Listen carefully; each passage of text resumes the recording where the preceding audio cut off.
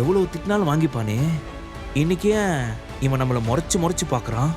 இவங்கிட்ட இன்னைக்கு ஏதோ வித்தியாசமா தெரியுதே என்று லாவண்யா நினைத்து கொண்டிருந்த போது அந்த அறையின் கதவு உரத்த சத்தத்துடன் திறக்கப்பட்டது.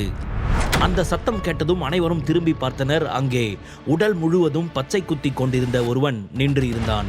அவன் வேறு யாரும் அல்ல, அவர்களின் கிளாஸ்மேட் தனுஷ்.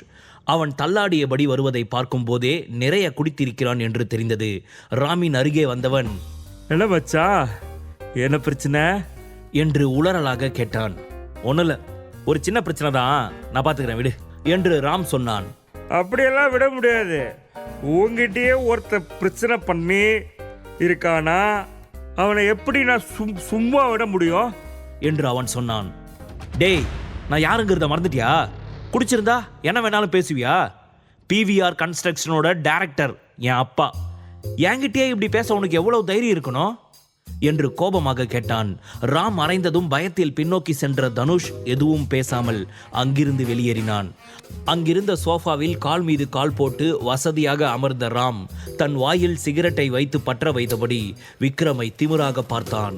அப்போது அந்த அறையின் கதவு பலத்த சத்தத்துடன் திறக்கப்பட்டது. உடனே அனைவரும் திரும்பி பார்த்தனர். அங்கு ராம் அடித்தவனும் அவனுக்கு அருகில் அவனை விட பார்ப்பதற்கு கொடூரமாக இன்னொருவனும் அவர்களுக்கு பின்னால் தங்கள் கைகளில் இரும்பு தடியை வைத்துக்கொண்டு 4 ரவுடிகளும் இருந்தனர். டேய், எவன்டா இது? என் தம்பி அடிச்சது யாரு? இந்த ஸ்னேக் பாபு தம்பி மேல கை வைக்க எவனுக்குடா தைரியம் இருக்கு என்று ஸ்னேக் பாபு கத்தினான். ஸ்னேக் பாபு என்ற பெயரை கேட்டதும் ராம் உட்பட அங்கிருந்த அனைவரும் பயந்தனர்.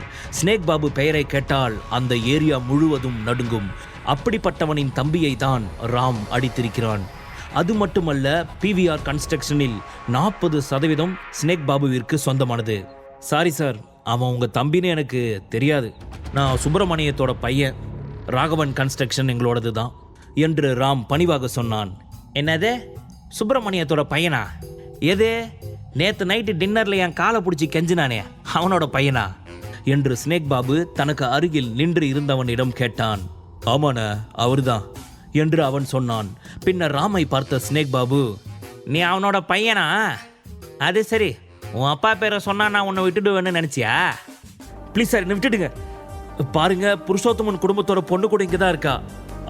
அவ முகத்துக்காவது எங்களை விட்டுடுங்க என்று ராம் கெஞ்சினான். அட, இந்த பொண்ணா? இந்த பொண்ணை நான் 2 வருஷத்துக்கு முன்னாடியே பார்த்துருக்கேன். உன்னதான் உன் தாத்தா ஒரு உதவாக்கரைக்கு கல்யாணம் பண்ணி கொடுத்தாரு. அந்த வார்த்தைகளை கேட்டதும் சுரபியின் முகம் வெளிரியது. அவள் கண்களில் கண்ணீருடன் விக்ரமை பார்த்தாள். அவளை பார்த்து கண்களை மூடி திறந்து நான் இருக்கிறேன் என்று அவளுக்கு தைரியம் அளித்த விக்ரம் பின்னர் ஸ்னேக் பாபுவிடம், இங்க பாருங்க, பிரச்சனை உங்களுக்கும் ராமுக்கு தான். எதுக்காக என் ஒய்ஃபை நடுவில் இழுக்கிறீங்க என்றான். நீ தான் இவ புருஷனா? உனக்கு இவ்வளவு தைரியம் இருக்கும்னு நான் நினைக்கல என்று ஸ்னேக் பாபு சொன்னான். உங்ககிட்டலாம் பேசுறது வேஸ்டுடா என்று விக்ரம் ஸ்னேக் பாபுவின் வயிற்றில் எட்டி உதைத்தான். இவ்வளவு நேரம் அந்த பேச்சு பேசின, எங்க இப்ப பேசு பார்க்கலாம் என்று அவனை தூக்கி எறிந்தான். தன் கைகளால் கழுத்தை தடவிய ஸ்னேக் பாபு தொடர்ந்து இரும்பினான். அவன் முகம் பயத்தில் வெளிரி இருந்தது. புருஷோத்தமன் குடும்ப ஆட்களே என்னை கண்டா பயந்து நடுங்குவாங்க. இவன் எவ்வளவு தைரியம் இருந்தா என் மேலேயே கையை வச்சிருப்பான் என்று நினைத்த ஸ்னேக் பாபுவிற்கு கோபம் வந்தது. ஸ்னேக் பாபுவின் முகத்தை உற்று பார்த்த விக்ரம், நீ ராக்கெட் ராஜாவோட ஆளா என்று கேட்டான். ஆமா, நான் ராக்கெட் ராஜாவோட ஆளு தான். என்ன பயமா இருக்கா? அவர் இங்க வந்துட்டு இருக்காரு. நிச்சயம் அவர் உன்னை சும்மா விட மாட்டாரு. அவர்கிட்ட இருந்து உன்னை யாராலையும் காப்பாற்ற முடியாது. அவன் சொன்னதை கேட்ட லாவண்யா, என்னது, ராக்கெட் ராஜா வராரா? ஏய் விக்ரம், நீயும் பிரச்சனையில மாட்டினது இல்லாம எங்களையும் மாட்டி விட்டுட்டியே என்று கோபமாக சொன்னாள். ராக்கெட் ராஜா அங்க வருகிறான் என்று தெரிந்ததும் சுரபி உட்பட அங்கிருந்த அனைவரும் பயந்து நடுங்கினர். ஆள் தெரியாம மோதுறதே உனக்கு வேலையா போச்சு. முதல்ல அவர் காலில் விழுந்து மன்னிப்பு கேளுடா என்று ராம் சொன்னான். ஏண்டா டேய், பிரச்சனை பண்ணது நீதான். நீ எவனோ ஒருத்தனை அடிக்க போய் தான் அவன் அண்ணனும் ஒருத்தனை கூட்டிட்டு வந்தான். பிரச்சனையை நீ ஃபேஸ் பண்ணாம அதுக்கு நடுவில் என் பொண்டாட்டியை இழுத்து விட்டதால தானே நானே களத்துல குதிச்சேன்.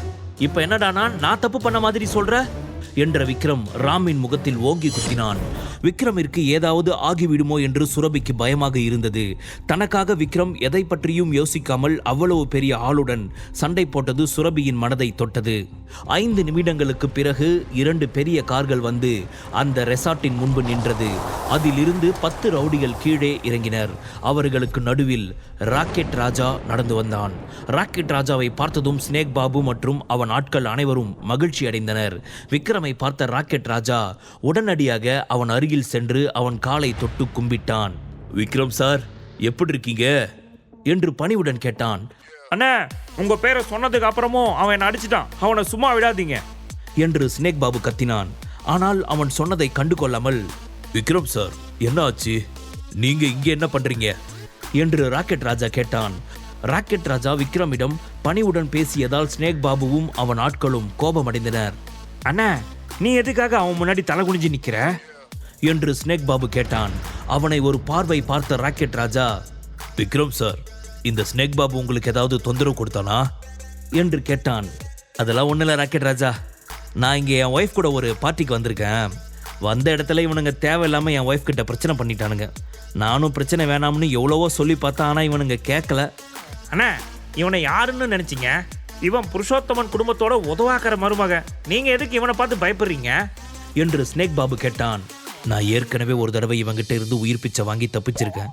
இந்த நாய் விக்ரம் கிட்ட வம்பிழுத்ததும் இல்லாம இந்த பிரச்சனையில என்ன வேற இழுத்து விட்டுட்டானே என்று நினைத்த ராக்கெட் ராஜா, வாய மூடு என்று ஸ்னேக் பாபுவை பார்த்து கத்தினான்.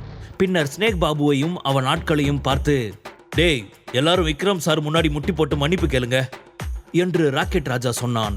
வேறு வழி இல்லாமல் அவர்களும் ராக்கெட் ராஜா சொன்னபடி விக்ரமின் முன்பு முட்டி போட்டு மன்னிப்பு கேட்டனர். இங்கு என்ன நடக்கிறது என்று அவர்களுக்கு புரியவில்லை. நடப்பதை பார்த்த ராமிற்கு ஆச்சரியமாக இருந்தது.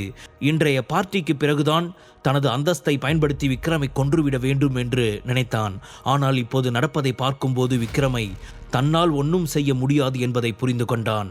ராம் தம்பி, உங்களுக்கு எப்படி வசதி? முட்டி போடுறீங்களா இல்ல முட்டி இல்லாம இருக்கீங்களா என்றதும் விக்ரமின் முன்பு மண்டியிட்ட ராம், என்னை மன்னிச்சிடுங்க என்றான்.